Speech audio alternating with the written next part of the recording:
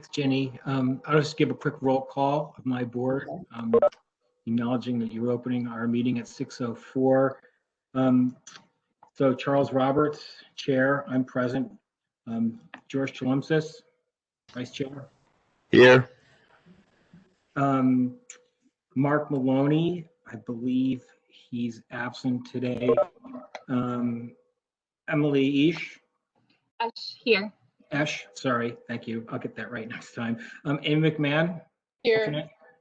And Jim Allen, are you out there?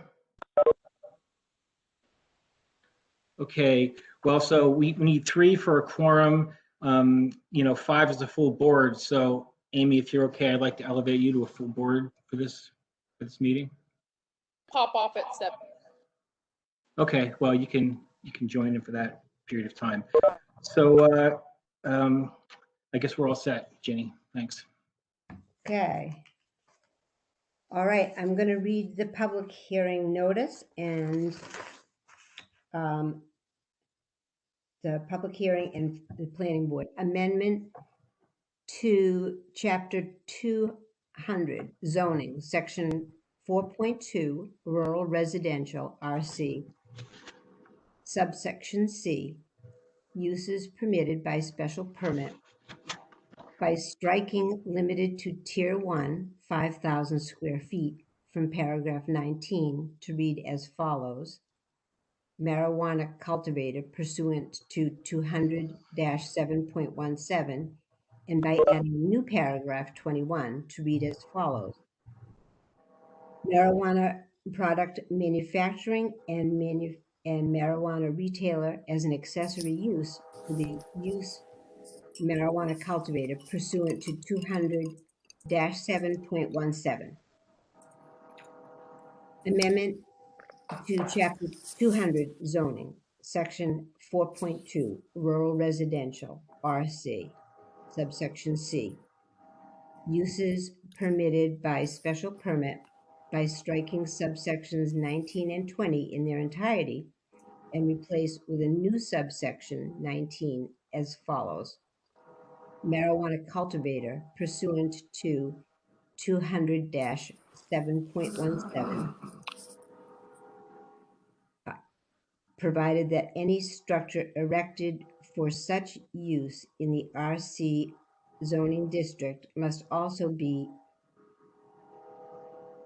usable either for other agricultural use, such as hoop houses, greenhouses, and barns, or for residential use.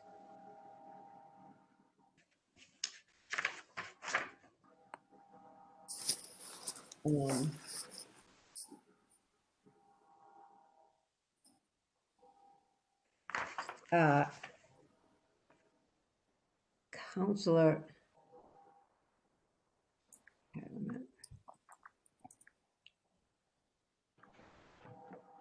so Jenny, I'm sorry, Counselor DeSoria, you're gonna open the public hearing at, I don't know when you began reading it, but we'll open the public hearing at that time, and then we'll take public comment, and then once public comment's over, we'll close, and then that's when the boards will discuss.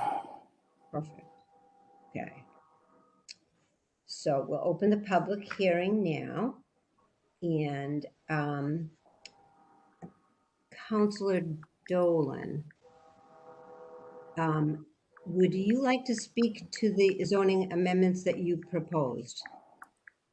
Yeah, I can give some context. Most of my points are right there in the rationale, but I can kind of give a quick summary if you don't mind. No, I'd love that.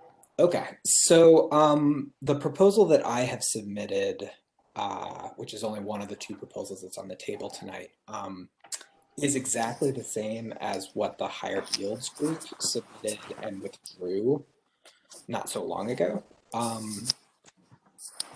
We had an interesting result with that because the planning board forwarded a unanimous negative recommendation and EDC forwarded a unanimous positive recommendation. And I thought that was really interesting, and I resubmitted it just mostly because I think that it bears a little bit more discussion than we got a chance to have with that withdrawal. So this is language that would allow both of the businesses that are currently interested in in coming to Greenfield to do so. So both the higher yields group up on the Bernston line and the organization that's looking at Breezy Knoll Farm. There really seems to be a pretty good consensus, or maybe as much of a consensus as we ever have, that these are the kinds of businesses that we want to attract. From the economic development standpoint, these are basically the only businesses that we're going to get of this scale that aren't going to ask for TIFs. And we're also going to have that 3.5% revenue coming in addition to the regular tax revenue. So these are really good opportunities economically for the city. We right now have this unfair advantage that these businesses are legal in Massachusetts and they're legal in all of the surrounding states. And it's my perspective that we need to take advantage of that while we can, before those other states come online, and really get these businesses established here. I think that's crucial to our long-term success. The potential downsides of these changes are really limited. Something that came up at the last EDC meeting. I wasn't able to get the final numbers. Eric would be able to provide them. But I think we only have 8 licenses in Greenfield for marijuana businesses. And if I'm not mistaken, 6 have already been taken. So I am 100% on board with concerns about farmland. I think that's one of our most important assets. But the actual opportunity to lose farmland within our licenses that we've currently created is really limited on this. I am absolutely not attached to a specific outcome. If we want to do the zoning a different way to allow these businesses, but I really hope that we're not on the verge of regulating ourselves out of these opportunities for really good jobs, a lot of tax revenue, and additionally, the long-term economically viable use of farmland in the case of Breezy Knoll Farm. So that's what I'm after. If I could be indulged, I'd also like to make kind of 2 points about the zoning power in general and how I see us using it. First of all, I think long-term, this is an issue in every community, but I think that this idea of trying to regulate the built environment by way of regulating the uses, it just ends up being a really, really blunt instrument. So in this case, we're trying to preserve farmland, but really the outcome is that economically viable use of that farmland is forbidden. And that's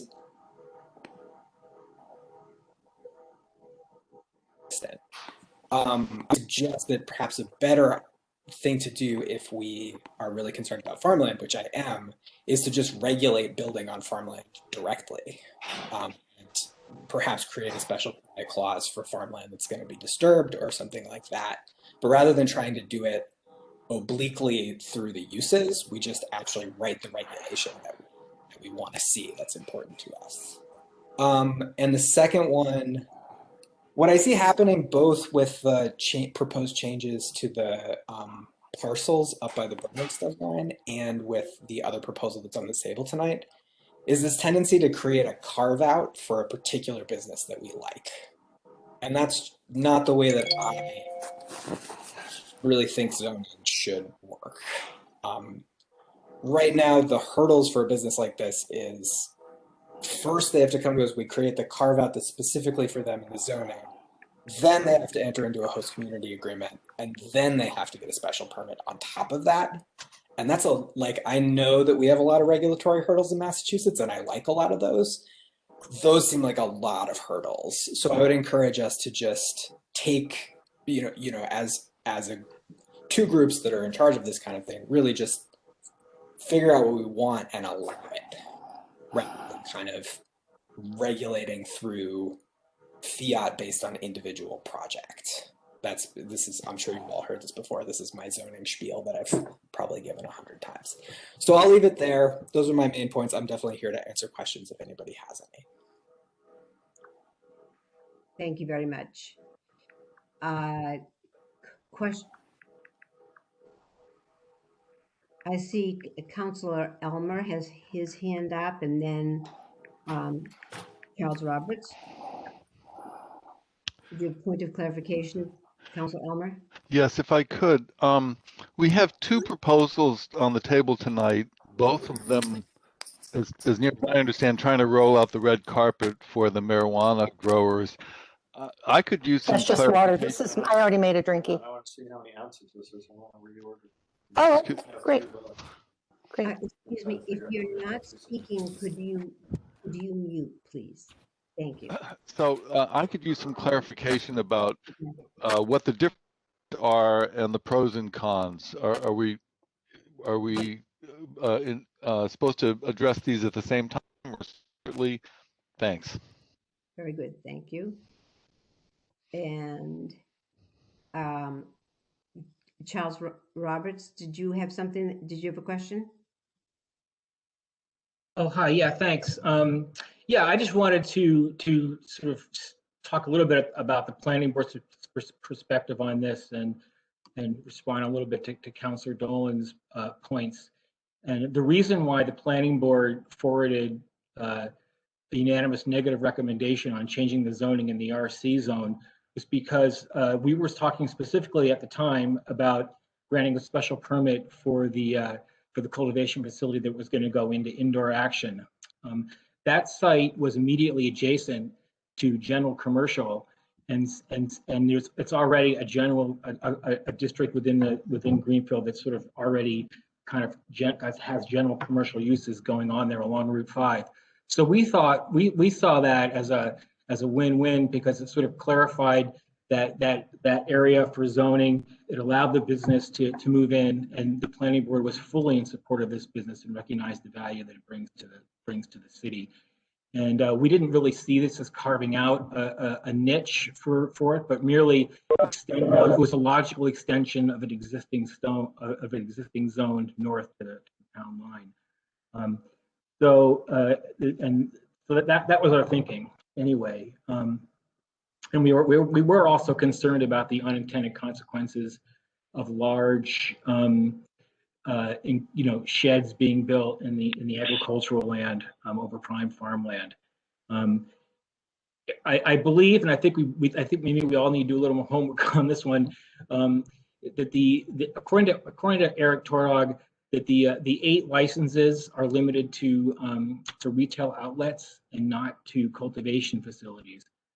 So we aren't necessarily limited by license number and in terms of the numbers of sort of sheds or cultivation facilities that can be built. I agree that if we're thinking more sort of strategically about how we regulate the buildings within these zones and the building types, as Councilor Dolan suggested, probably a good thing to think about. Thank you.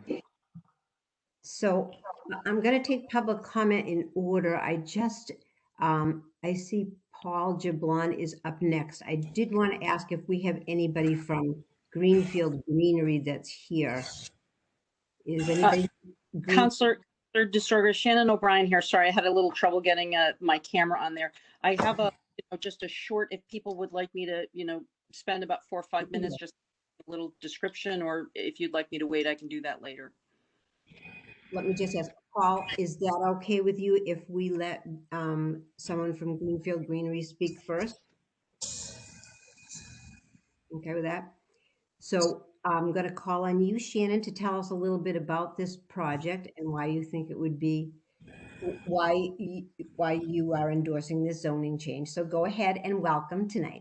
Thank you very much, and thanks to everybody on the joint committee. Our team has been working for 2 years to find an outdoor cannabis cultivation facility, and tonight, given that we're in New England, it's snowing and the temperatures in the 20s, some might question the wisdom of this strategy. The vast majority of cannabis facilities growing in Massachusetts are indoors.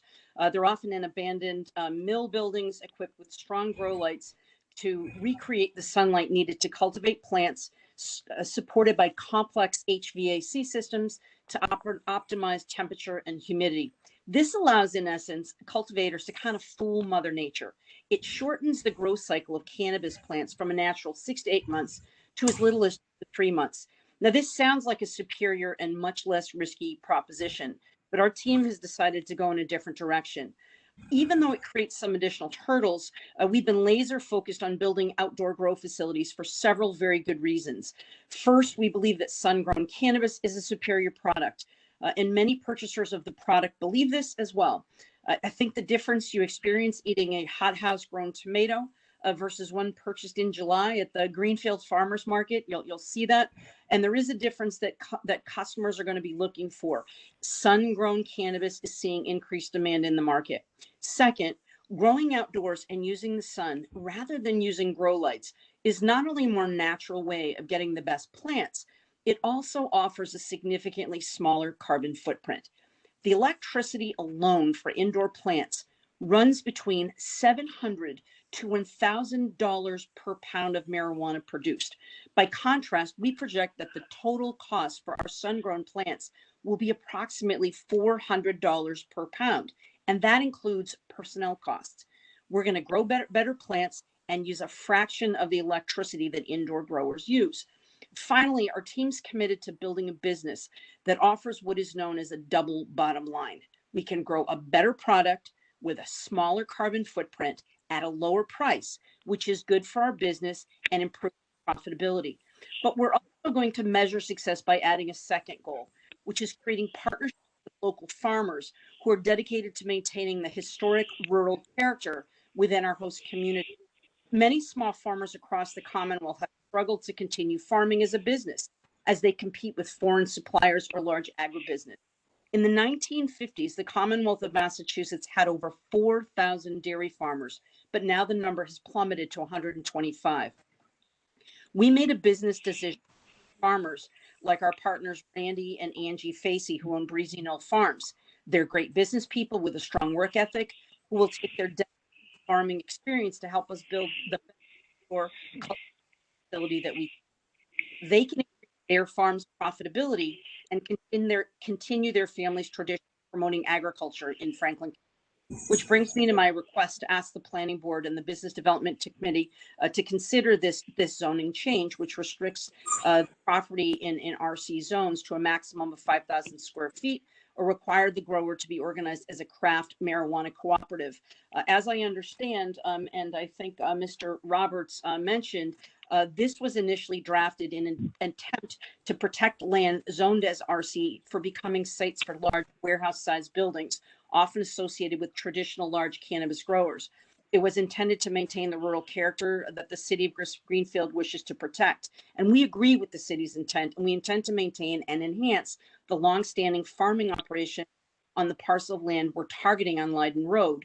We will only use temporary or permanent structures that support traditional outdoor farming, including hoop houses, greenhouses, and barns, such as those that currently exist broadly in RC zoned areas in Greenfield.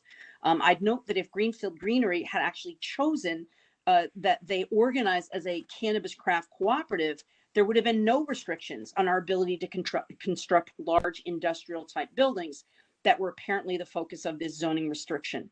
In addition, as a craft cooperative, we could grow up to on a for our business. If we're limited to 5,000 square feet of cannabis, we just can't make the economic work. I also think that Councillor Elmer mentioned, or Councillor Dolan mentioned there's a huge investment required to just gain licensure from the Cannabis Commission. And we can't stay in Greenfield if our outdoor facility is limited to such a small footprint. I'm aware that another applicant abandoned its attempt to grow outdoors and sought to become licensed as an primarily indoor cultivator. We have no intentions of abandoning the outdoor model, and we'd be forced to locate in another community. Further, if the zoning limit of 5,000 square feet is maintained, the potential revenues to the city would also be significantly reduced. The simple math says 100,000 square feet of canopy, the largest growing facility allowed under the Cannabis Control Commission, is likely to generate significantly more revenue to the city from its 3% fee than it would be possible within 5,000 square feet of grow canopy. We believe that our ability to be successful in Greenfield will create significant revenue stream for the community and add employment opportunities for residents. We visited 30 communities over the past 2 years. We chose Greenfield because the city laid out a workable regulatory framework that was attractive to a startup business. But even more important, we found the mayor and other local officials incredibly welcoming and professional as they seek to generate more revenues for the quality of life of residents in this great city. We're excited about the opportunity for our business to be successful in Greenfield. And just about an hour ago, we got the good news that our application for provisional license is scheduled to be heard by the Cannabis Commission next week. If the city sees fit to approve this amendment, we could be up and running and beginning to generate revenues in 2021. So we respectfully ask that the committee support amending the zoning language and allow us to build a business here while contributing local revenues, creating new jobs, and maintaining the rural nature of the community. And just the final point, we have no we're sort of agnostic as to which amendment to the zoning infrastructure you choose. We had actually sort of crossed paths with Councillor Dolan, and we actually had asked our attorney to write this up for us, and we drafted it specifically targeting and referencing the type of buildings that we believed you would allow under a normal farming infrastructure. So that's really the difference in the language. But ultimately, we support either one of these amendments as long as it allows us to stay in Greenfield and to be partners with the city. Thank you very much. If you could stay on, please, for a little longer in case some of the board members have questions for you. Thank you so much. That was a great presentation. So I see. Can I say just a word? Yes. Can I say just a word? This is Jim Allen. I was able to get on late this evening, so I've been on for about 20 minutes. So Jim, Well- welcome. I am Thank on you. anyway. Welcome, Jim. Thanks. So the next person I see who signed up to speak is Paul DeBlon. And Paul, you have the floor. Go ahead. Okay. I'm usually asking the city to spend money for our schools, for the library, for the firehouse. Probably much to your amazement, I'm actually asking for the city to make some money. I hope you can support this change in zoning from Tier 1 to Tier 11. The proposal I saw for Leiden Road to be an outdoor growing facility will keep the agricultural nature of our community, and unlike indoor growing facilities, would not have a large carbon footprint by expending large amounts of electricity. Right now, the current zoning is so unreasonable for any type of farming. It would allow an area that's about 4.5 times the size of my home vegetable garden. That's completely unreasonable for any commercial endeavor. The plot size requested would only be about 2.5 acres. I used to actually mow a lawn that was about 2.5 acres. It's not big and would not be visible from the road or any neighbor's properties. This is a chance for our taxes not to go up. 3% of revenue goes to the town. It will be run by local farmers and have tremendous security. Coleraine just allowed 2 Tier 11 growing facilities. Greenfield needs to be competitive for this agricultural revenue. Here's another opportunity to grow local. Seems like a no-brainer. Thank you. Thank you very much. Thank you. Well said. And next, I see Dennis Kunian. Dennis Kunian? You're muted. How's that? Okay. Thank you very much for the opportunity to speak before you. I have been involved in the town of Greenfield for the past 6 years through a company that I have been an outsourced consultant to, which is called Patriot Care. We are the ones that secured and operate a marijuana dispensary in the old American Legion building. And in the 6 years that we've been there, and in the time that we went through to get the license and permitting and everything, I have to say exactly what Shannon O'Brien said. It was an incredibly wonderful experience, from the city council to the planning board to the ZBA to everybody we met with. Eric drove the bus for us.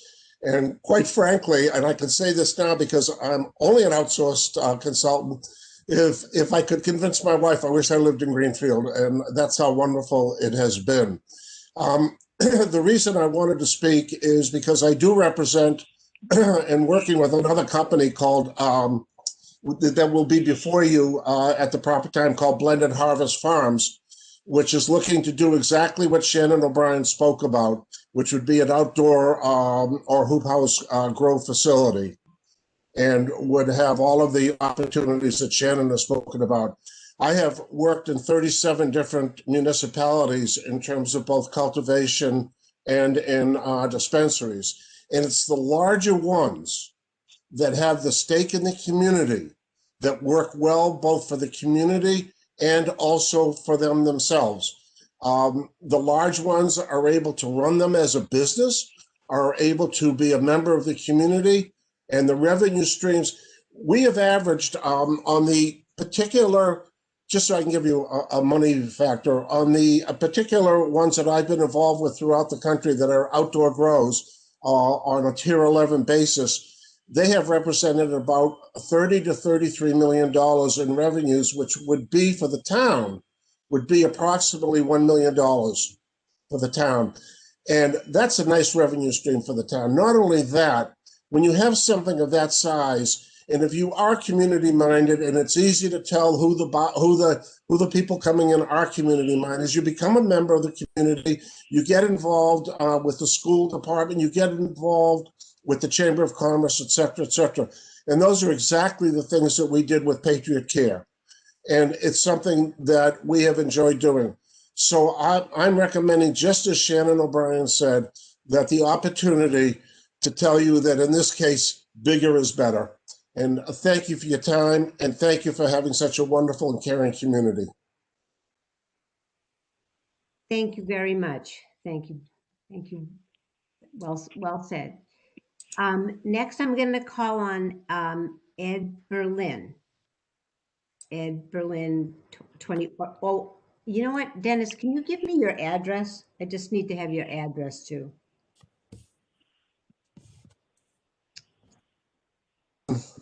I had him on mute. Sorry. I live on 55 Fox Road, Unit 911 in Waltham, Mass. 02451. Thank you. And it's such an easy drive on Route 2. Love it. So, thank you. Okay. On to Ed Berlin. So I actually agreed with most of everything that was said tonight, except what Dennis just said about Route 2 being an easy drive. But that notwithstanding, I just wanted to speak briefly in support of the zoning amendment. I too, as Paul Jabon has, have been in front of the council probably too many times asking you all to spend money for the library and then the fire station. And I just want to support a project that will add money to the town, that will make it easier for taxpayers to be able to live in the city of Greenfield. While I know I'm not a member and live in the RC zone, I think the proposal is a good one, and I'm not aware of any negative thing to it. And again, I really support this proposal. So thank you for the opportunity to speak. Thank you, Ed. So I don't want to skip over anyone. I see, is there any, before we get to counselors and the questions, was there any other public comment that we had? Okay, I'm not closing this yet, but I'm going to go to Counselor Stempel. You have a question, go ahead, please. Thank you. So first I want to say I was on the council when we were voting in Patriot Care and doing all of the marijuana discussions. And there were so many counselors who had fears of Patriot Care coming in and what would it be and all the problems. Patriot Care has been nothing but a great community partner. You don't even know that they're there. I personally am so grateful for Patriot Care choosing Greenfield and being inside of Greenfield. My family was able to get cannabis for my mother when my mother was sick right down the road from us. And that was such a great asset to us to keep my mom comfortable when she was ill. So to Dennis, I just wanted to say that we're so happy that you chose Greenfield and we're happy that you're here. Next, And I so just are we. and I also love the community, right? So Dennis is here to support Shannon in their desire to be in Greenfield, and I just love that. But so next, I wasn't on EDC when Councilor Dolan submitted this, so I wasn't a part of that public hearing, and I have to say that I don't understand fully the negative recommendation from the planning board. Marijuana is a crop. So I'm confused as to why this was not supported, especially from hearing from Ms. O'Brien about it's exciting to me that we could be a community that supports a grow facility that has its roots in traditional, I guess you can say traditional agriculture, right? So being outside, I come from a family of immigrants who built tobacco barns in Hatfield and Whately. And so going back, like we grow tobacco that way, why can't we grow cannabis that way? And if we can do it in Greenfield, how exciting. So I'm actually excited for that opportunity. And it seems that it's a great way for Greenfield to be a part of the future of agriculture and to use the land for what it was always intended to be for. So if someone from the planning board could address like why you all were having a negative unanimous recommendation to this, that would help me. I speak for the planning board. Any planning board members? Thanks, Councilor Stemple. So maybe I was explaining this earlier. I don't know if you were at the meeting yet or not, but when we were originally looking at the zoning initiative, it was focused solely on the property located where indoor action is on north of Route 5, and we were being asked to change all of the RC zoning for this one spot. And so what we were thinking of at the time was that, for this one business, which the planning board, supported, it made sense to consider doing a zone change there, actually, just continuing the general commercial all the way up to the Bernardston line. It wouldn't have been spot zoning, it would have been a logical sort of extension of the general commercial. And that would have allowed that business to go in without changing the zoning all the way across the RC and the unintended consequences that might have come along with that. So that was our rationale for that. And we were actually recommending that a zone change be initiated to extend GC up to that. And I believe that initiative is still moving through the process as an alternate to this, just as a backup plan. And so now that we're looking at including the cultivation throughout RC, I think this is an opportunity to have exactly these kinds of discussions about how we talk about that and what kind of structures is being allowed to build, and just more thoughtful, considered conversation. So I think I speak for the planning board when I say we're in support of this conversation. Thank you, Charles. Jeannie, could you Councilor DeSoria, could you recognize George, please? Yes, George, I'm sorry, I did not see you with your, I didn't see you with your hand up or know that you wanted to speak. Your turn. Go right ahead, please. Thank you, Jenny. No problem. I just raised my hand. I was waiting for Charles to finish. Thank you. Yes, I wanted to, I appreciate Ms. O'Brien bringing this forward, and you're absolutely correct that the concern had been about the nature of the structures. and concern about warehouse type buildings on farmland. And so I was quite intrigued to see your proposal you brought forth. It's kind of new information for me about what the options are. And one thing point of clarification I want to have is how are the security type of issues addressed with that kind of arrangement? Thank you. Councilor Sorga, can I respond? Yes, Shannon, by all means, you may answer that question. Go right ahead. So the issue, so the security concerns, if you're outdoors, are obviously a little bit more complex. And we're in the process right now of actually, very high caliber person who've done 20, 30, 40, other types of facilities.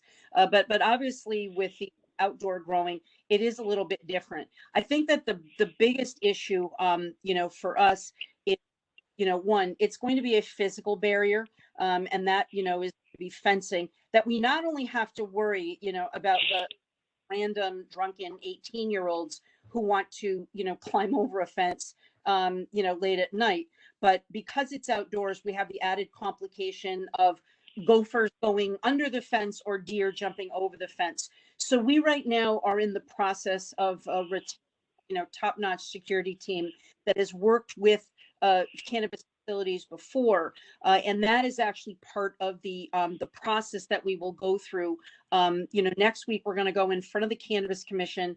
Hopefully we'll get our preliminary license, and then we have to put in place a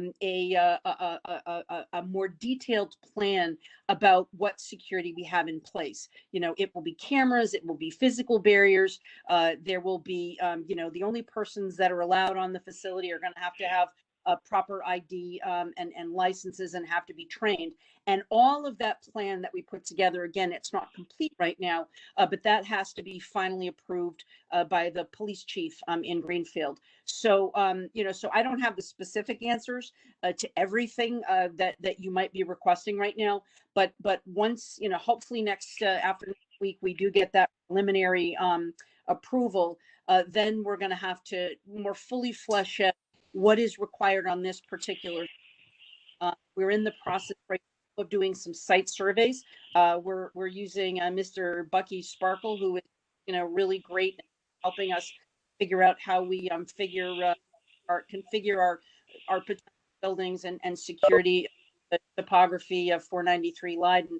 But within a very short period of time, we will have a more fully fleshed out security plan that will be reviewed by the police chief, and we're certainly happy to share any of that information as we develop that, and that has to be submitted to both the police department as well as the Cannabis Commission. So I hope that answers your question. Could I add one more thing on that? Yes, you may. Thank you. One of the things that we have at our dispensary is we have a perimeter set up so that if you come within 4 feet of the building or 5 feet of the building, we have a camera or a series of cameras rather that will say, you with the raspberry sweater on, you're now too close to our marijuana facility. We'd like you to move away or we're going to have to call the police. And they look right up at the camera, of course, so now we have the picture of them, and of course they've moved away. And the other thing that Shannon did mention is the lighting. A tremendous amount of lighting around the perimeter of these properties. We've had enough lighting so that now the Mill Street residents feel comfortable in cutting across the parking lot to get to Main Street. And we've seen a lot of that. And we've gotten a lot of positive comments from them regarding that. So I just want to mention, thank you. Thank you. I have a question, Shannon, for you.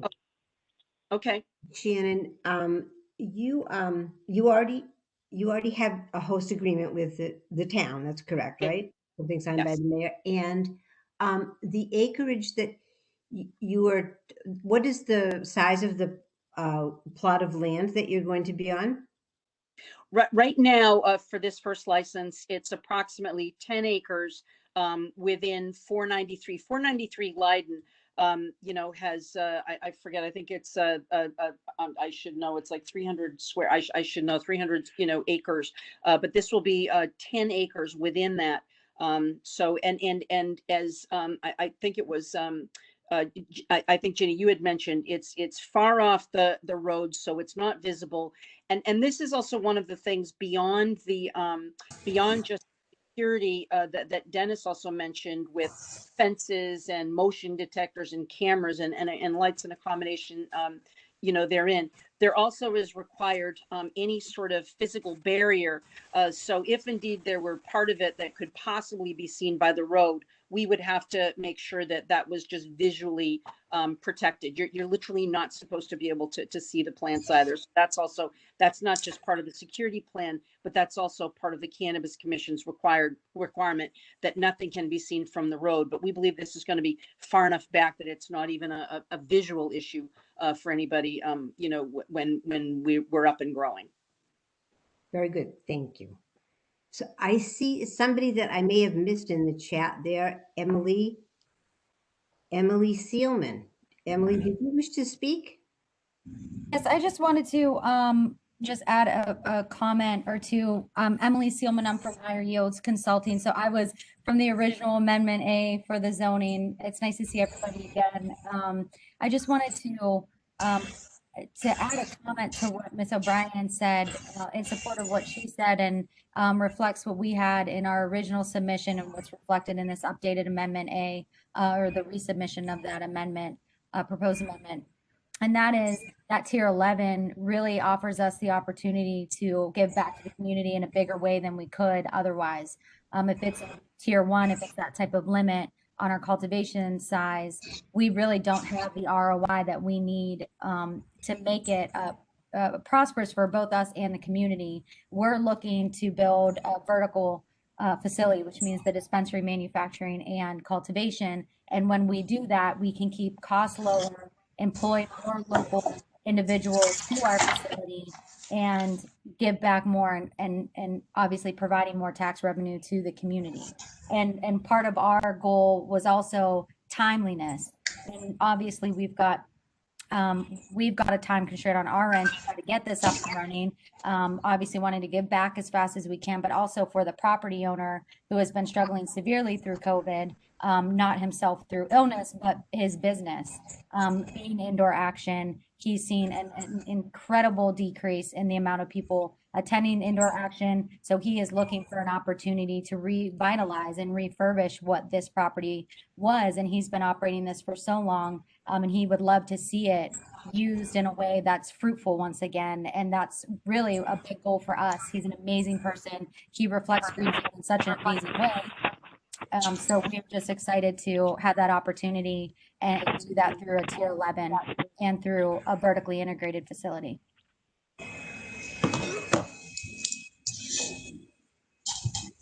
Thank you, Emily. Now, does anybody else have any questions for our presenters? Any further? I do, Councilor DeJoria. Yes. I've been using the chat box. So Leiden Road is a very dark country road. And so in consideration of the security, you kind of addressed this, Ms. O'Brien. It sounds like it won't be visible from the road, but in consideration of neighbors on Leiden Road, I'm curious with lighting and the needs for security around the clock, what kind of experience. And I want to take a step back because I don't think we should spot zone, and I think we have to be careful about walking that line when we think about what business is going where. This is an agricultural facility, but I am curious about in terms of lighting and disruption to the flow of that community of Greenfield. So again, and I don't know whether Dennis, it sounds like Dennis was talking more about a downtown location, you know, and the bright lights lighting up the city. But obviously we will be sensitive to light pollution. Some of the lights that we can use are infrared lights. And those are the kinds of discussions that we're going to be having, you know, with our security consultants. Again, we hope to engage that security consultant, within a matter of weeks. But those are the types of things we're looking at, because whereas we don't want to, be concerned about carbon pollution, we also are sensitive to light pollution. There are, some other communities that do have regulations about light pollution.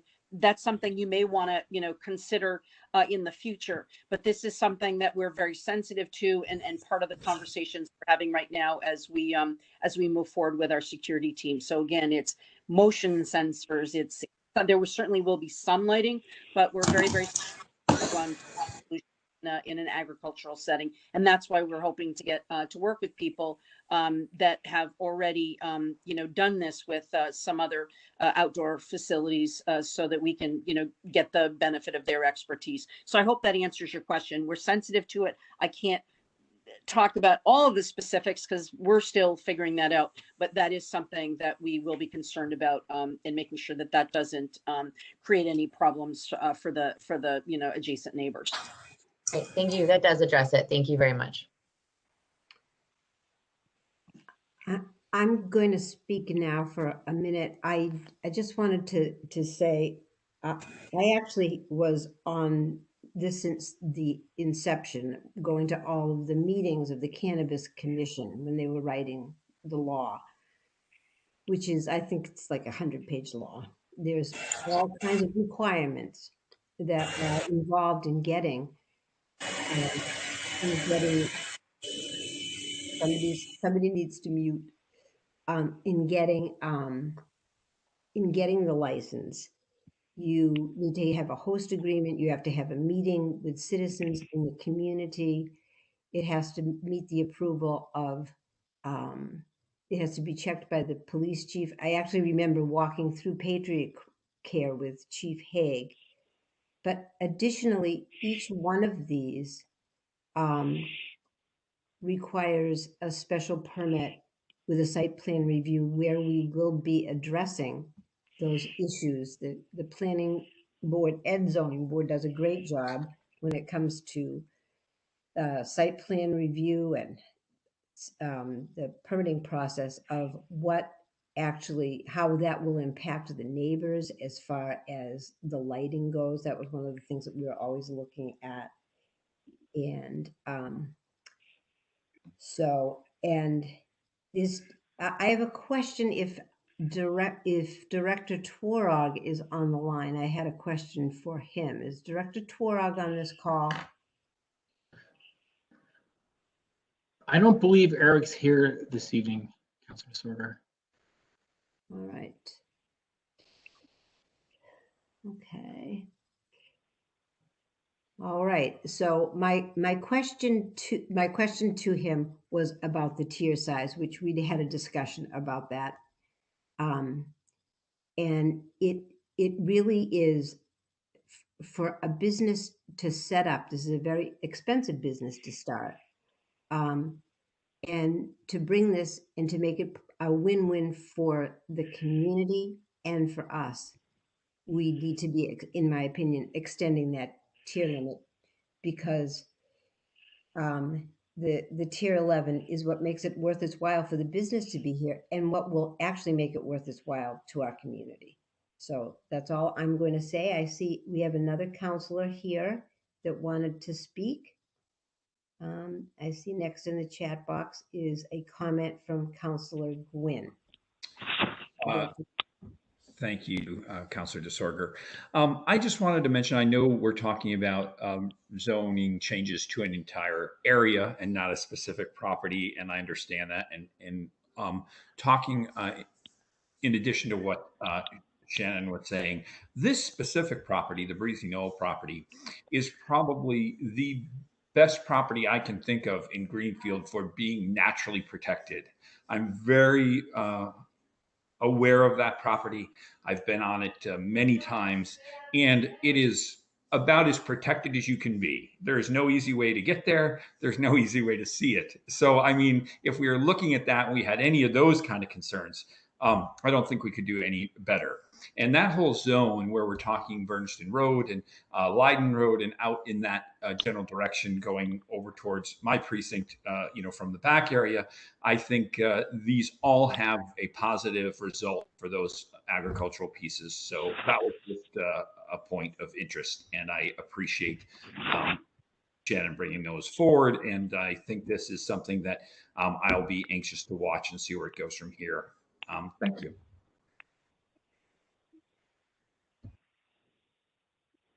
And I had one further comment for Emily Seelman. I know that at your January meeting, Charles, you had a unanimous vote to extend the GC zone from Berniston Road up to include that area. Right, that was the initiation of that. Yes. I think that's what we did in that meeting. Yes. I just wanted to let Emily know that things are moving forward. So on that happy note, does anyone else have any further comments or questions for the presenters? Okay, going once, twice, three times. Then I'm going to move to let's look at this, to close the public hearing. Then do I hear a second to close the public hearing? It looks like we have Mr. Norman who has a question.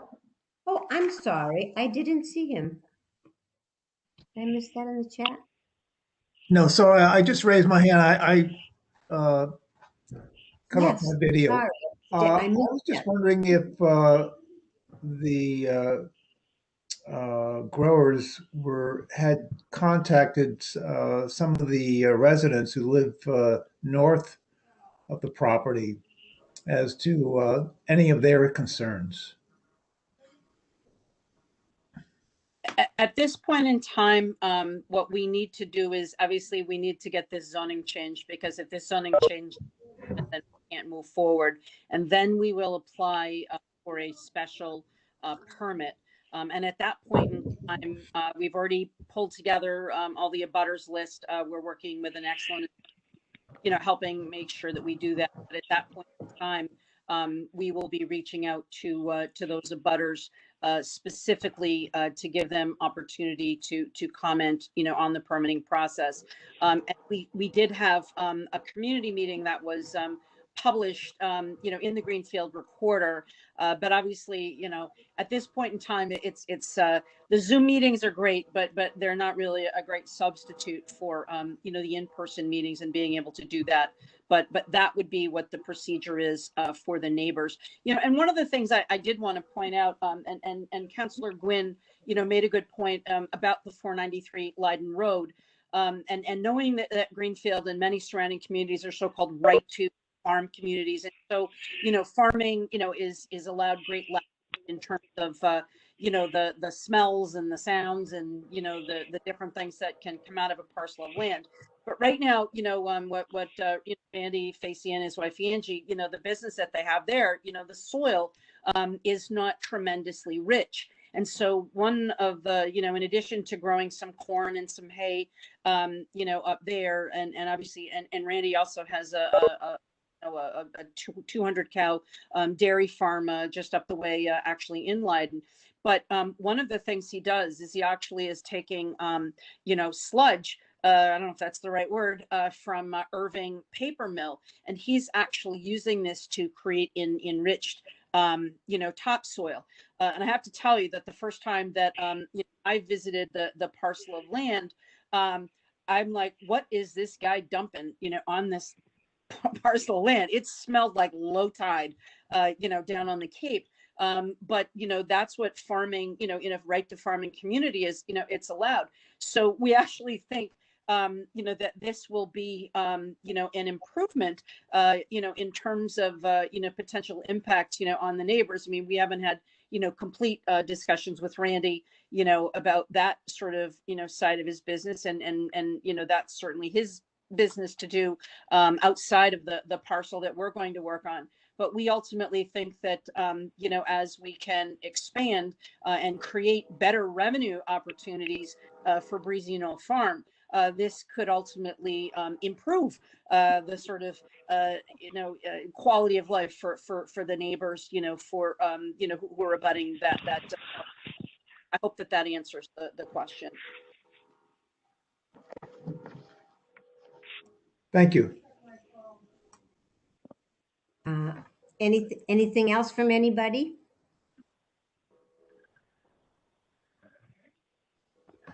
All right. Then I'm going to close the public hearing part at 7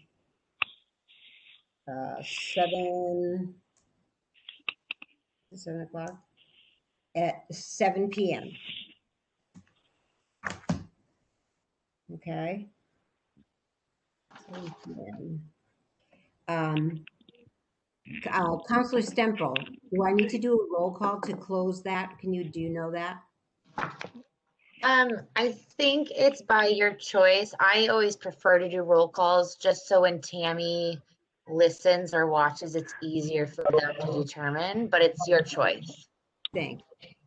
Well, I'm going to do the roll call then on for the city council to close the public hearing. Okay. So, Councilor Hirschfield. Yes. Okay. Councilor Elmer. Yes. Councilor Stemple. Yes. And Councilor DeSorger says yes. So I'm closing the city council public hearing part. I'll close the public hearing for the planning board at 7 o'clock. I'll read a quick roll call. I vote yes to close it. Charles Roberts. George. Aye. Emily. Aye. Jim. Jim, are you there? Can you unmute?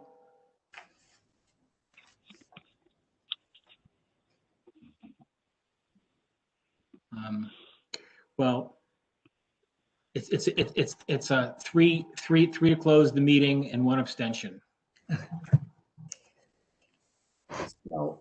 So we're going to continue on. I'm going to see if our group wants to talk about this now or not, Charles. Okay, and you're welcome to stay and listen. We have a couple more things on. Okay, so I guess we can hang on as individuals if we want. I think that the planning board was going to deliberate and vote on this at our meeting next Thursday evening at 6 o'clock for anybody who wants to attend. But I think that was our plan. Okay, very good. Well, we wouldn't have a meeting for a whole nother month. So in light of in light of listening to some of the people and their needs and wanting to know what was going to happen, I just want to kind of take the temperature in the room. Are we okay with talking about that now, folks? This is for the city council. The public hearing's closed. This is between us. Yes, Hirschfeld. Okay. And Councilors, I'm looking at the agenda, so we're posted for discussion. We're not posted for a vote. So we can discuss tonight, but we wouldn't be able to vote on anything. Okay. All right. I had talked with Kathy about that. She thought that could go either way, but. Okay, I'm just looking at, there's no motion on our agenda. It's just discussion. Okay. I see motions, but hold on. So she did add motions, but it's unclear what those motions are. I asked her to leave that to the will of the group. Okay. On the agenda, because I thought that wasn't up to me to decide. That was for all of us. As long as it's on the agenda, I'm for it. Okay, very good. And so, Councilor Elmer, are you okay with talking about that now? Well, I didn't hear. Sorry, it looks like there is a motion on the floor. No, am I misreading the the packet here. There's no motion on the floor, but I did see that there's a motion in the packet. Packet, yeah, order number 21052, move that it be ordered. Yes. On page 7. Okay. You want to read that? Do I? Well, Yeah, I will. Yes, I'm still puzzled. My original question, I'm not sure it got answered. We have the stuff that starts on page 5. There's an amendment A and an amendment B. And then in the motion on page 6, there's two motions. Yeah, I'm frankly confused. I keep going back and forth trying to figure out which is which. Councilor Dolan perhaps could straighten me out because he wrote one of them. Can you do that? Is that? yes. Am I recognized by the chair? Yes, you are. Okay. I am not an expert on the second one. I didn't have a hand in that. My understanding is that the first amendment, the amendment that I proposed, would pave the way for both of the interested businesses that we have and would be much more sweeping in terms of changing the whole regulations for the whole zone. Whereas the second one would only pave the way for the Greenfield Greenery project and not for the indoor action site. Ginny, could I ask for clarification? So the first one,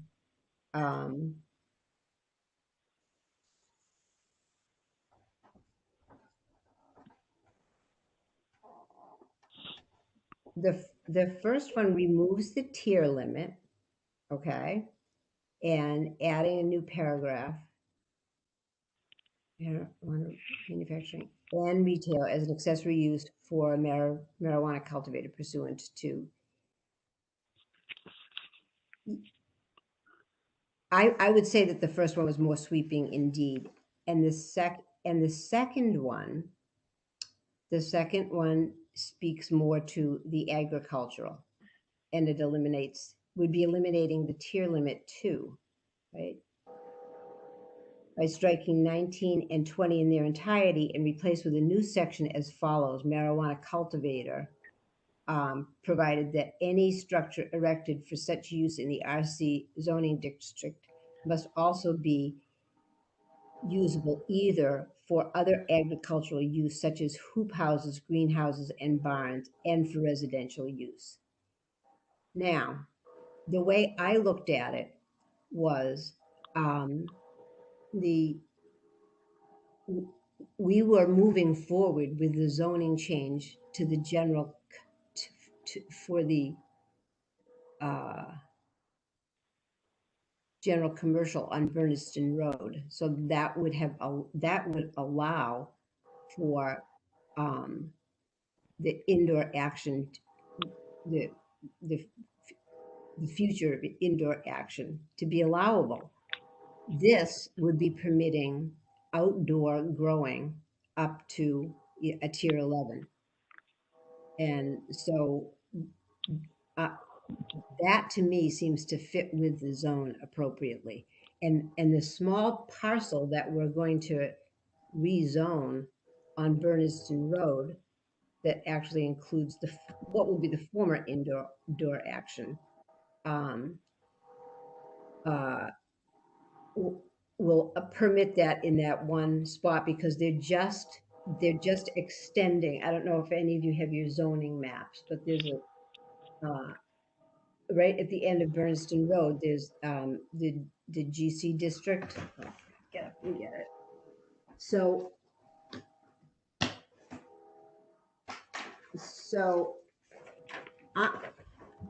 I'm thinking about this as I'm going along, and I think that the second zoning amendment actually fits more with what the ideals are in that district. That's what it seems like to me. And I don't know, I'm not as proficient as some of you, unfortunately. So I don't know how to do that screen sharing. And so I can't. I can do it, Counselor. Oh, you can? Oh, that's great. So you could show them, can you show them what you just voted on for the, there you go. Thank Right. This is why So it's wonderful this, to put together. so this pink area you see down here is currently zoned as general commercial. Everything in here, it's white, is currently RC.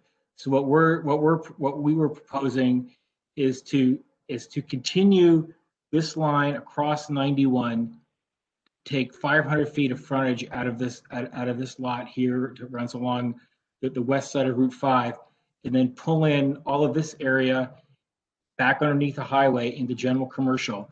There's a little pocket of residential here, which will remain in RC. And this is the site where the indoor action is will be transformed. And this area right here is currently permitted for large scale solar development. So it seems really consistent that this is all kind of general commercial development as you come up here along Route 5. We sort of generally extend the width of the zone on either side of Route 5 up north of 91.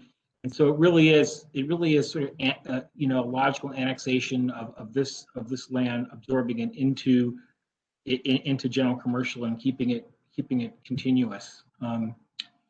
So that really solves the problem for the indoor action site from I think from the planning board's perspective. Does anybody have any questions on that before I stop sharing? No, thank you. I was so hoping that somebody could do that because it shows just where it is.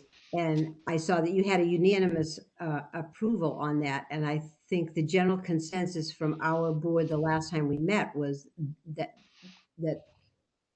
and talking to Eric, he said that is just the normal pathway for general commercial. So that would actually be a big boon to that business also. But it fits in with the nature of whatever it is.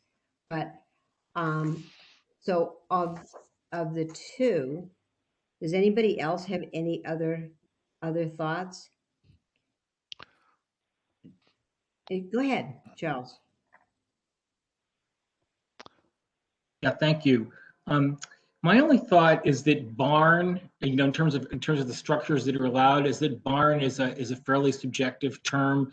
And when does something cross the line from being a barn to being a large metal structure? So we might want to define that, exactly what a barn is. And then does it make sense to try and reconcile the MCC and the MC sort of uses so that they're both governed by the same by the same zoning sort of guidelines, rather than having two separate guidelines for each one of those? Okay. So I'll take suggestions on that, but I do want to say one thing about the barn. I thought one thing I learned just from being on the use committee was that sometimes less is more as far as actually putting the words there of what the structure would be like for a barn. I'm not sure, Charles, but I thought it was, I actually liked, provided that any structure erected must also be usable either for other agricultural use, such as hoop houses, greenhouses, and barns. But I'm not the only person here at the table. So, I mean, I guess it is a special permit, so there's a certain kind of discretion that the permit granting authority is going to have in terms of evaluating the nature of the structure and its sort of compatibility with the neighborhood, right? right. So, okay, so let's take, actually, I think we should step back and take a good look at this, all right? So, use is permitted by special permit, limited to tier one. We have to, that, in my opinion, needs to go because it's not going to make it worth anybody's business. It's not going to be worthwhile for anybody to come here. Marijuana cultivator pursuant marijuana product manufacturing and marijuana retailer as an accessory use. Because we did that in the GI district also. We did, you want to have sales, retail sales incidental to production.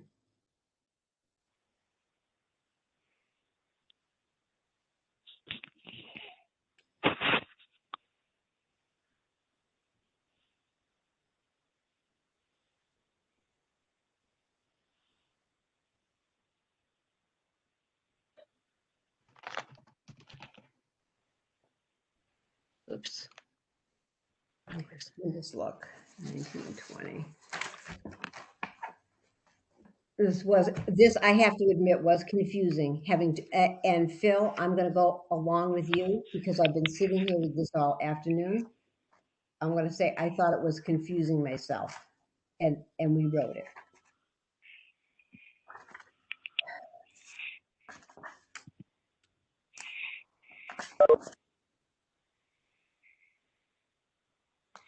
Can I say something, Jenny? Yes, please. Is all this is, I would really love to vote something through tonight. I would like to send a signal to these people that we want them to come in. So I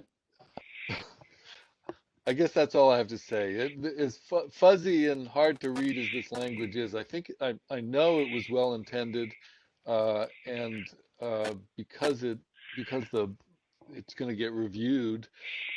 Any buildings are going to get reviewed because it needs a special permit. I'm ready to vote this stuff in. Thank you. That was very helpful.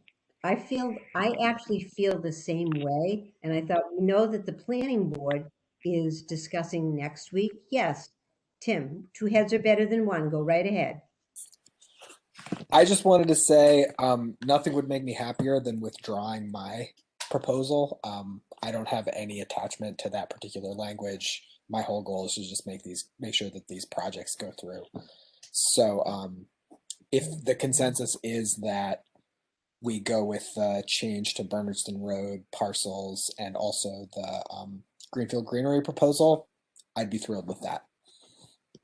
Okay, so that would be taking the second one. Okay, thank you. That was very nice of you. All right. So I wanted to give a positive signal to them too, because I was reading the room and I read the room on it the last time. And it seemed like we had a consensus that this was something that went along with the district. So, does any other counselors that are here have any thoughts on that? I would go along with the second one as proposed by, it was written by Greenfield Greenery. You've got chat people lined up. Oh, I do? People in the chat. Oh, I'm sorry. Who else do I have? Ashley, is that Ashley next? Yes. I'm sorry, Ashley. So This is my first time doing this. I'm trying my best. you're doing a great job. No worries. Thank you. So in terms of the question that was on the floor before about sales, I think that's important. While I'm not sure that Greenfield Greenery has any intention of creating a tourist site out of their growth facility, if we're thinking about the broader scope of just an area and not just that word that we say spot zoning for one entity, I think of places like Simple Gifts Farm in Amherst. I think of obviously Butinsky Farm in Greenfield. It's really important for agricultural entities to be able to sell on site. And say we have a hops facility, so I'm for that. I know that was on the floor, so I just want to make sure that that's not removed. Oh, that was very good. All right.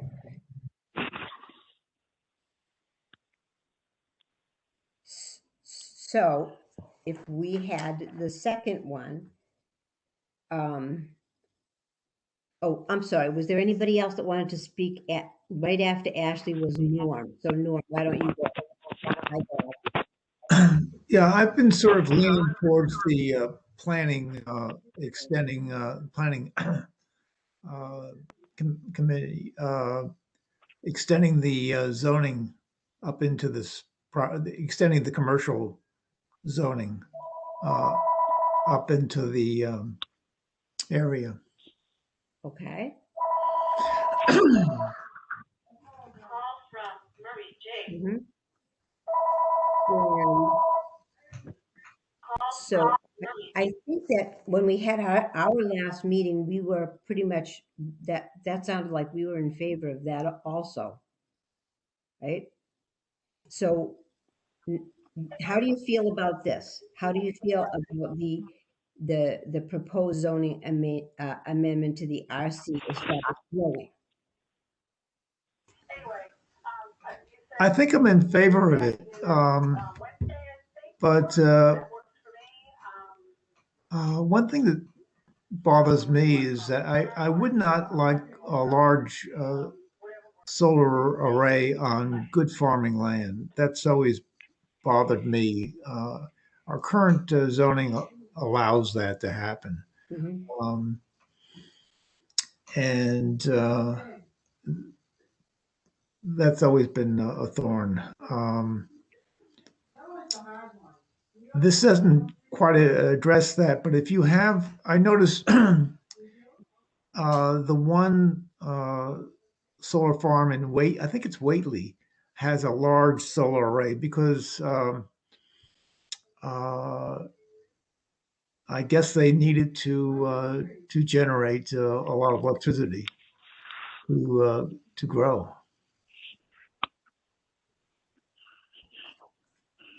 Okay. And so if we open ourselves up to extending the marijuana growing to a barn or to some hoop house or whatever, this would also mean that they probably have to have a large solar array, which bothers me. So that's my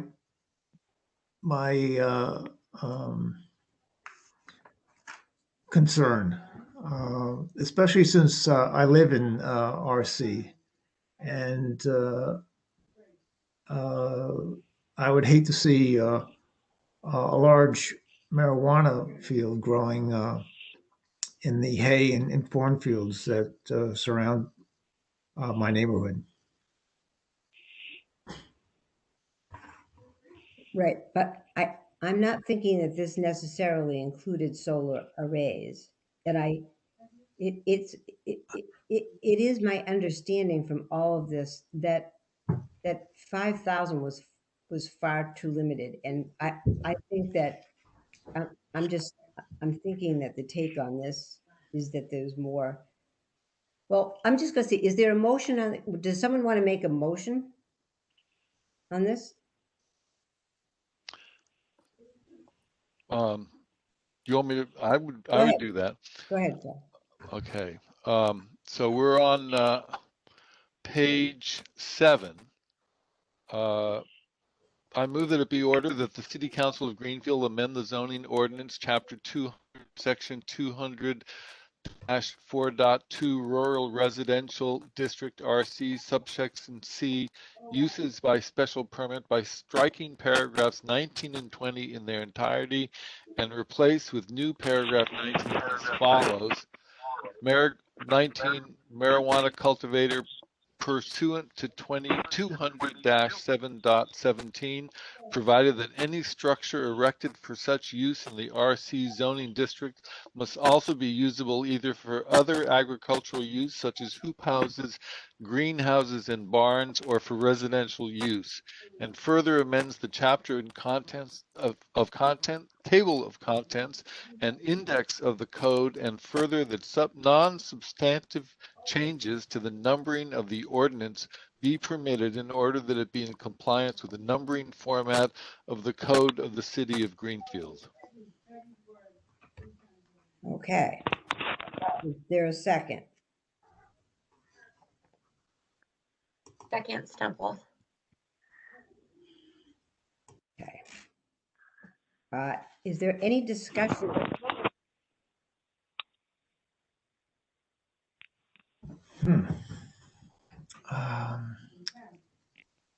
I guess I'm not, this is Hirschfeld, Councilor Hirschfeld. I guess I'm not against this for the most part. I'm kind of divided between the two, between the planning board's position and this motion. So, Can I say something to address that? sure. Yes. I don't. And then Charles, go ahead. I could be wrong, but I don't think the planning board change is on the floor. I think that's a separate thing. That's correct. That's correct, Charles. This is what's on the floor right now is for the RC district and the change. So we have a motion and a second. Oh, Charles, did you wish to speak? I just wanted to clarify that's coming, that's in progress and it hasn't come to public hearing yet, but it's in the works. Okay. So we have a motion and a second, and would you accept, Phil, a friendly amendment to that? Depends. Yes, okay, depends. Well, in light of what Councilor Stemple said, that it would also be permitted to have a marijuana retailer as an accessory use. Do we have to write that in? That would be okay with me, but Yes, we have to write it in. yeah. You want to make that a friendly amendment? Yes, I would need yes, I'll make the friendly amendment to add in that marijuana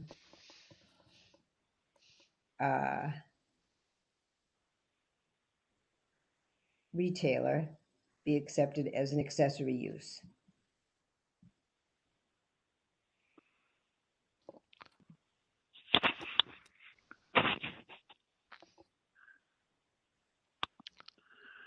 So now we have a motion, and there was a friendly amendment, and so I made the motion, you seconded it. Is that correct? So now I'll second the your friendly amendment. Okay. All right. So now we have now we're just going to vote. Okay. Do we need to discuss the friendly amendment? Oh yes, let's discuss the friendly amendment. Go ahead, Phil. I have is it necessary? Does it change things substantively to add this? It is a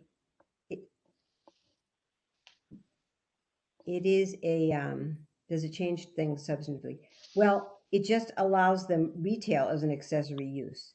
I would like to, I think when you're actually doing it, it's nice to do it once, because when you go back to make a change, like when we put this in to begin with, I knew that 5,000 square feet was not going to cut the mustard. I thought, I was out talking to people in the farming district, and I thought, this is far too small. And now you're talking about something where it could conceivably be that that there would want to be retail sales along with one of them. So it in my mind, it's easier to do it once. So if you're thinking about it at the time, that's how I look at it. And in fact, that's what Shannon has proposed. They want to have the whole thing happen on that site. Right. So this would permit it. Okay. With me. So, and I believe that Councilor Stemple favored that also. So that's why I put it in. Something in the chat here. Okay, wait a minute. Very close, number 21. Okay, who is this? Oh,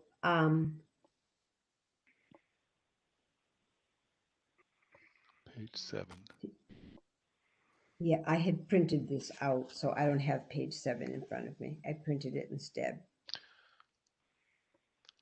Well, page 7 is what I just read. Yes. Maybe George could explain what he's saying. George, did you want to say something before we voted? I'm going to recognize you because we really are all trying to do this together. Would you like to say something, George? You wrote something in the chat. I meant page 6. Oh, Okay. Sorry.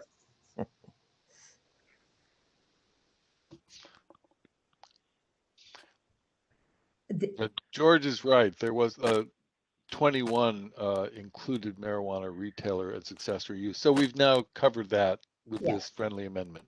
Okay. All right. So that's in there. So well, let's just vote. Is everybody okay with that? Are you ready to vote? All right. Councilor Stemple.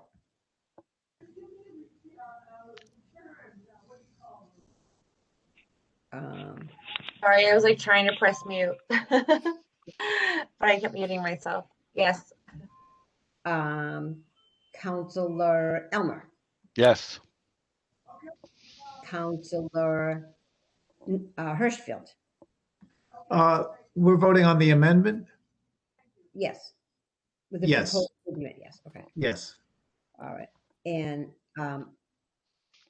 I vote yes. So. Is Dolan? No. Well, he actually wouldn't be voting on this. He wrote the proposal, but he will be there in the wings, glad that we were voting for that, I believe. And thank you, Councilor Dolan, so much for bringing that forward. Does that look like it covers everything for those of you who've been doing this longer than I have? As far as just this part. We all set? Okay. Yes. All right. Thank you. Thank you. Thank you everybody for your help. So, so that's where we are with that. And I think we have to vote on the motion as amended. Yes. now we have to vote on the whole motion. Okay. Right. See how this is very good that you're here, Phil? Okay. So now we're going to vote on the whole motion as amended. So we're going to. I'm sorry, we can discuss the motion as amended and then vote, but if there's no discussion, then yes, we'll vote on the motion as amended. Okay. Is there any discussion on the motion?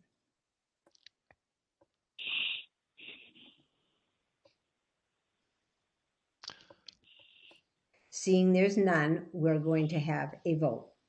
And I'll start again. This time I'm going to start with Councilor Elmer. I vote yes. Okay. Councilor Stemple.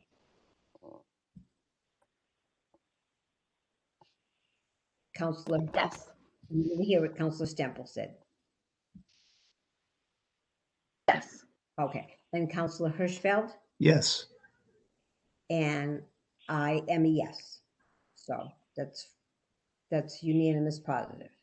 Okay, so that's what we did, just so everyone will know. And next coming to the table, you'll be bringing that forward. We'll be looking forward to your recommendation from the planning board and on the Bernardston Road. So first, I'd like to say thank you to everybody who's helping me through this. You're all very good. We're going to go on to the next thing on the agenda, which is TIF committee. Oh, yes, Charles. It's waving goodbye. Thank you very much. Oh, thank you very much for your help and for screen sharing and for everybody's input. You're all wonderful. And I invite you all to our coming meeting next Thursday if you want to. Yes, thank you. If you want to watch, tune in for your enjoyment. Right, because we'll be bringing this forward to council, so we always listen to what you have to say. Certainly, I'm going to try to be there myself. So thank you very much. Thank you very much. Good night, all. Good night. Night, George. Thanks. Good night. So the next thing on our agenda, this isn't going to be much longer, is TIF, a TIF committee representative. We haven't had a meeting of the TIF committee, and last year, we had one last year, and then COVID broke out. And I wanted to ask this in front of all of you to see if anybody here, if there was another person besides myself that wanted to be on the TIF committee, that's tax incentive financing. And we're going to be looking at some of the businesses that already were, and if there were new ones that were coming. And usually I think in the past, it's been 2 people from economic development. So I wanted to make that out in the open if there was another person that wanted to be on the TIF committee. I'm interested. Great. I was pretty active with the STA, with Liberty, whatever their name is, on Federal Street, and it was very interesting to me. So I'm happy to serve. Well, thank you. That'd be great. Then I was waiting for that, and then I'm gonna reach out to MJ and see when we would be having a meeting about that. And that's something that we would be reporting back to everybody on. But there's a couple that need to be relooked at that they hadn't done, and we'll figure out when that meeting is going to be at a time that's good for everybody. MJ's been doing a great job too, making sure that all of them are accounted for and held accountable over the past year or two. So it's good. It's good work. Yes. Yeah. And so next we have new business, and this is EDC objectives for 2021. I know that Ashley, you had very clearly spoken the last time about what we can be doing, helping our businesses. Does anyone have any more objectives or anything that they wanted to bring up that we should be looking for 2021? Yes, go ahead, Jeff. I can add that on my continued effort to interest a company in Cupertino, I wrote another draft pitching the whole city rather than a specific building, and the mayor told me that this week she will be sending that on. So this is not the first time she's told me that she would send it on this week, but it's progress. So there you go. Yes. Well, I think they're probably having quite the weeks trying to get these vaccines and everything done too. It's been a year to behold, has it not? But that's wonderful news. That's great. That's good. I know that we talked last time, they're doing whatever they can to working on, Main Street to make that more accessible and better for restaurant business. And any other suggestions for objectives? Well, one more thing. Yes. Okay. I don't know if you've all seen it, but there's a substantive report about downtown, the downtown area that MJ was involved in, I believe, and it's really worth a read. They've got a lot of numbers, like how many people work downtown. It's 2,000 something. How many businesses have closed, and anyways, it clarifies a lot of things that we're just guessing about. So if you haven't received it, you should ask MJ. She'll send it along. MJ, did you want to say? Yes. No, please, by all means, go ahead and speak. I did read it. It was wonderful. But MJ, I didn't even see you here. Would you like to speak to us? I'm sorry. I was half listening to your public hearing, and I'm listening to another. So I'm apologizing for stepping in and just realizing that you're talking about the report that I asked City Council. I asked Kathy or Tammy to send it out to you guys. Did you not get it? I did. I read it. I got it. Okay, good. Yeah, very good. I haven't seen it, Councilor Hirschfeld. Okay. Well, I'll share with you that you can go to it right now. It's actually on the town website on my webpage, and it's a 54-page report. We're really pleased that we did it. We did it in anticipation that we would be working on the downtown revitalization plan. And so we will be doing that. And I don't know what agenda item you're on, so I'm not sure what your question to me is. So actually, I have a question for you. Now that I'm feeling a little bit more relaxed, now that that public hearing part is over, I wondered about. Was looking at. Did we get a grant for that yet already? For which is that? Working on for downtown. Yeah, we yes and yes. The report that was just done, that was just completed, was funded under the Massachusetts Downtown Initiative that we got a grant for last year. We also just got. Is this a public meeting? I'm not sure. I'm not sure. I'm privy to announce that we're getting, or that we have applied but have cannot yet reveal whether or not we got some other funding for some rapid recovery assistance. But we do have funds in our community development block grant to take us into the revitalization planning. So more details on the middle part of my conversation soon. That's okay. Very good. Well, we'll look forward to hearing from you. Yeah, but please do read through the downtown report. I think it's very worthwhile information.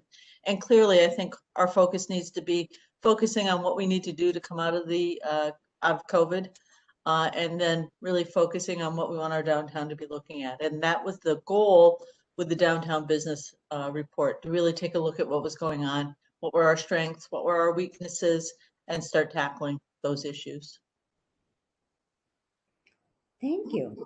That was great. Well, I'm glad you were on for 2 meetings at once. That was wonderful. The other meeting is not a Greenfield meeting. I'm sort of half an ear to another thing. It's all good.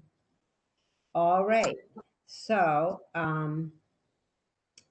any old business? Can I also just share with you folks that I mean, I was very interested by the public hearing that you were having and the whole marijuana conversation, and I just want to share with you that the reason that Eric has always handled the marijuana piece, but also since I administer the community development block grants, I can't have any hand in any of the marijuana economic development activity, and that's one of the limiting factors of just how we're structured at the moment. Is that I'm not in there as an economic development person because I can't be, because I'm partially funded with federal funds.